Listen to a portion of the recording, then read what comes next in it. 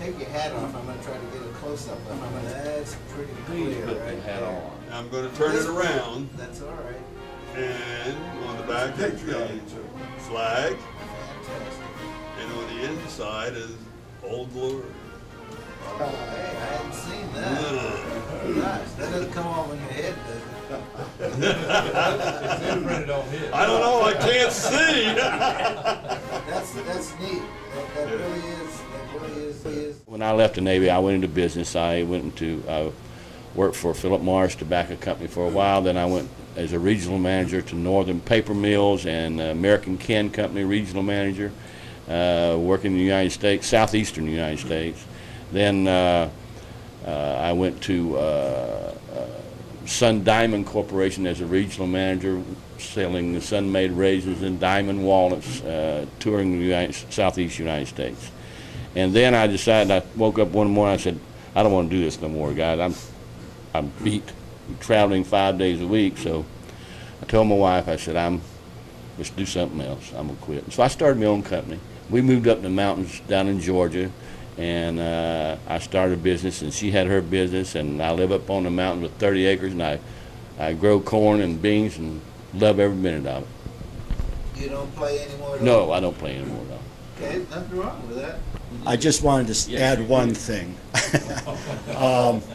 The ladies out in the office this morning they saw my hat and they said, God, that's fantastic. What's it like? And I thought a minute, I said, you know what this has been like? It's like running into all of your old high school sweethearts 50 years later on the same weekend. And that could get me in trouble.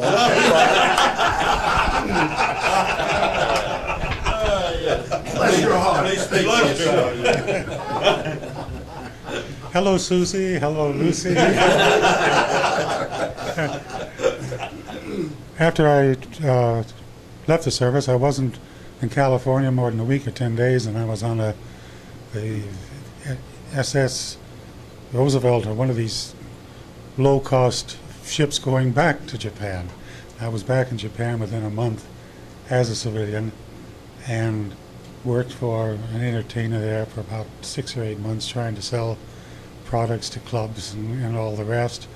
And my tourist visa was running out, and the closest place you could go to Japan then was Okinawa, which was still under American administration at that time. So I went down to Okinawa, and I left 16 years later. So stayed down there, ended up managing the White Beach Navy clubs, where the ships used to pull in during the Vietnam War and all the rest. Married, divorced, have 2 grown daughters in Southern California from there. And when the Vietnam War wound down, they offered me the job as catering manager at Holy Loch, the Polaris submarine base in Scotland. And I didn't know anything more about Scotland except they wore skirts over there, and everyone has a black and white dog, and that's where they make scotch, and scotch is almost free over there, all to find out that, yes. And I've been in Scotland for almost 33 years now, married. We have a 25-year-old son. I still play on the weekend. This will be the first Saturday night I've missed playing in almost 3 years. Just easy listening piano, dinner music, 7 to 10. Walk in, open the baby grand, sit down, play. You did some pretty decent jazz last night. Yeah. Oh, that was fun last night. Yeah, it was. That was cool. But it's great just going in and playing what you want to play. You don't have to worry about all the other hassles and what have you. Privileges go with age. Oh, Terrific. Well, after I got out, I went back south to Mississippi, and I got in the music industry and the retail end with Werlands for Music in New Orleans, and I was there for about 16 years, became division manager of the piano division, learned piano tuning there, and decided to go into business for myself in the piano business. That didn't work out too well, and so I went into marine industry, became a merchant marine captain, and did that for about 16 years, and delivered ammunition to naval bases around the world. And I realized that wasn't going to get me much retirement, so we decided to find some kind of business, and I got into the income tax business, bought a franchise, and been in that for 12 years, and that's sort of the story of my life. Well, let's. 25 words on that. Yeah. After I left Japan, I was brought back to Treasure Island, and it actually happened rather fast because of illness in the family, and I was going to be put out before my 21st, just like on Gordy mentioned the kiddie cruise. But anyway, and I came back and I went home for a while, and I'm trying to figure out what I'm going to do.